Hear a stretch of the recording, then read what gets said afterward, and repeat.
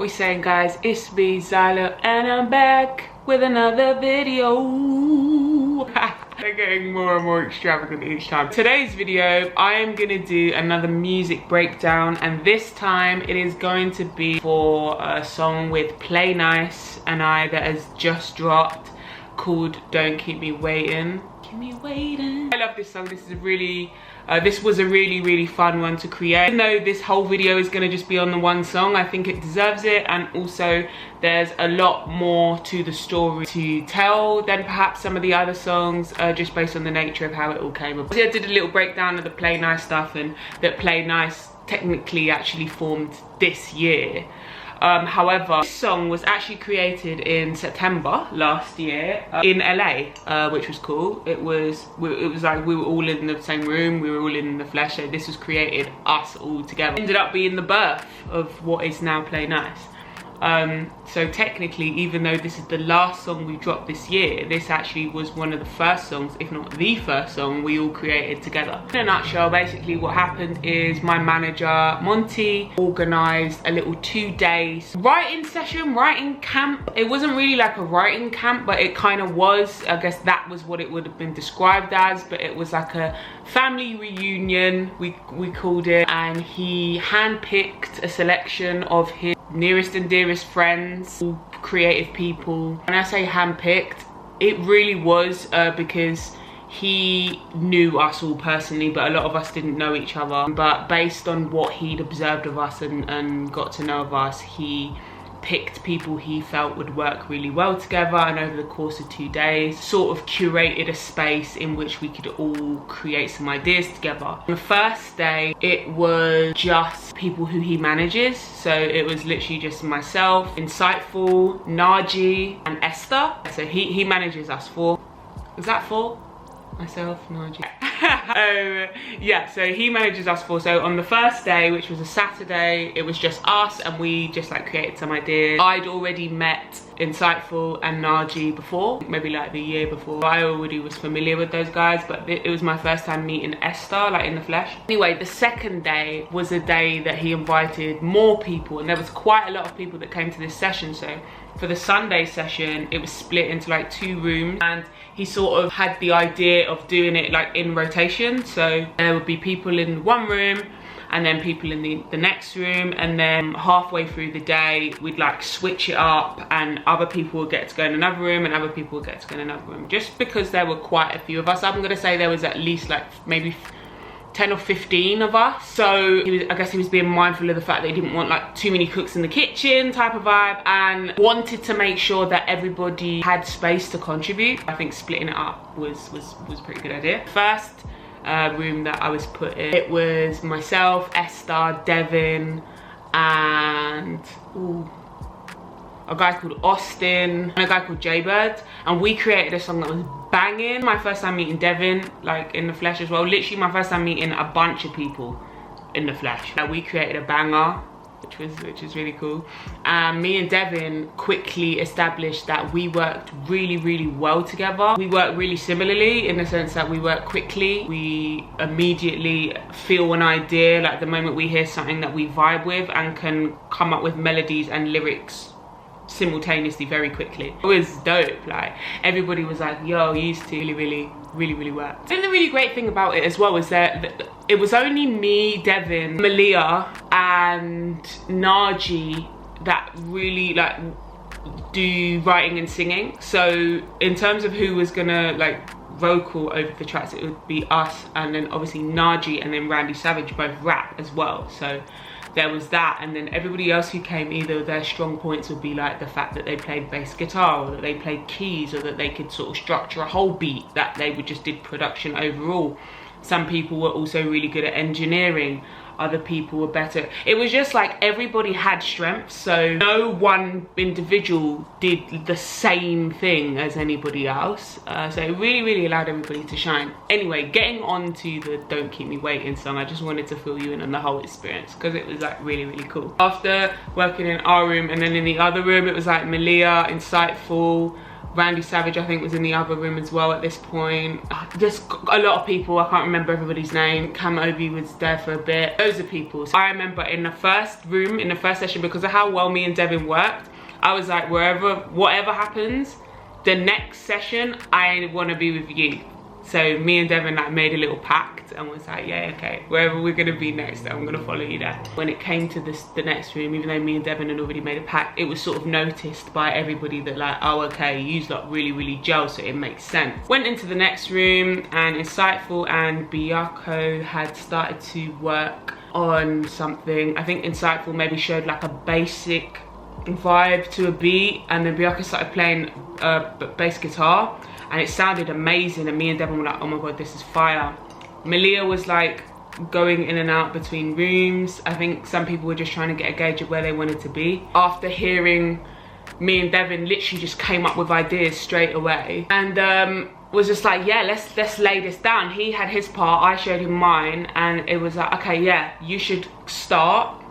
I was like, yeah, you should definitely start, and then I'll come in with my bit after you. It's mad because like everybody ended up falling into like their own sort of roles. It was really interesting because everybody there was introverted, but all different types of introverted. So if you imagine introversion like on a spectrum, some people were introverted but also super duper shy. Some people were introverted but reserved. Some people were introverted and confident. For myself, I think naturally I ended up taking on the role of I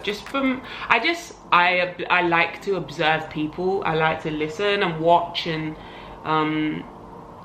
really analyze just who people are, how they respond to things, how they react, just like human behavior. So I kind of got a gauge quite quickly of how everybody worked, who perhaps was a little bit more shy, who works a little bit slower, who worked a little bit faster, and sort of ended up falling into a role of almost directing a little bit. I don't know how to explain it, but that sort of ended up happening, where I noticed, because I heard what Malia was recording in the room before we entered, and I was like, and I already was a fan of her work. I think she's really awesome, and I was like, yo, like she should totally be on this. And she was rocking with it as well. Like she wanted to stay in our room, but I noticed she was quite shy. And I think in terms of actually writing and contributing, actually laying down vocals, I could tell it wasn't something that she particularly maybe wanted to do. We're just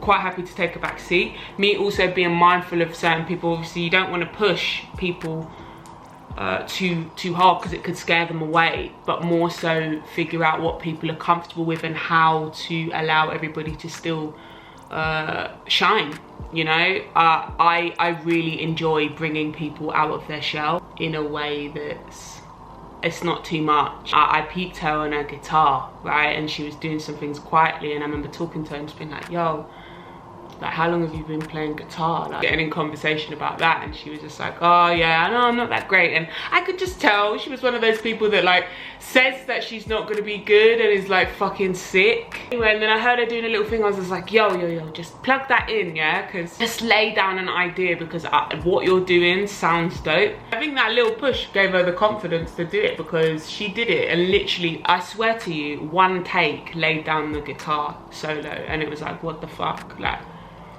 you almost didn't put that on. And I remember being like, so what the heck? You literally sat there and didn't lay that down because like you thought you wasn't, you know, that good at guitar. So it was a really beautiful moment, and I think, yeah, everybody was like, yo, it was so dope. Everybody really uplifted each other, and it was just mad cool. So once me and Devin had laid down our part, the structure of the song started to like take form. So it allowed other people, places to then be inspired to put new things in.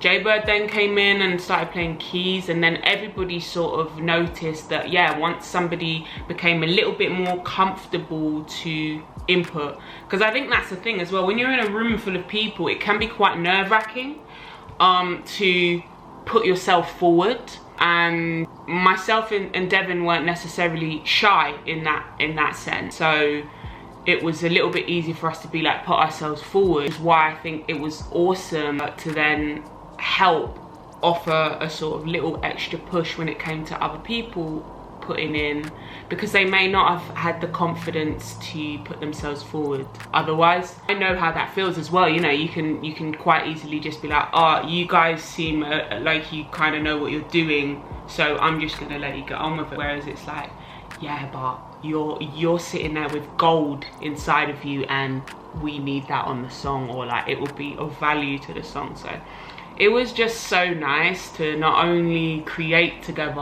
and yeah, just like see each other's talents and how each other works, but also that kind of observing just different types of people, how they work, how they navigate, and how they express themselves and what they're comfortable doing. And yeah, it was a session to like people watch as well, and that's something I thoroughly enjoy. I really do enjoy analysing people, listening to people, taking in people and observing them and helping them to figure out what their strengths are, you know, and how to push themselves a little bit further. It's just something I really enjoy. So it was good in that sense as well, and it worked, man. We created a flipping banger out of it. So RNDYSVGE was sitting there on the couch near me and Devin, right? And we basically got the structure for the song, and it was like a part missing. So it was kind of like me and Devin were like, we could whip something up. Devin, after I'd written my verse and he heard the kind of baby come and get it, don't keep me waiting,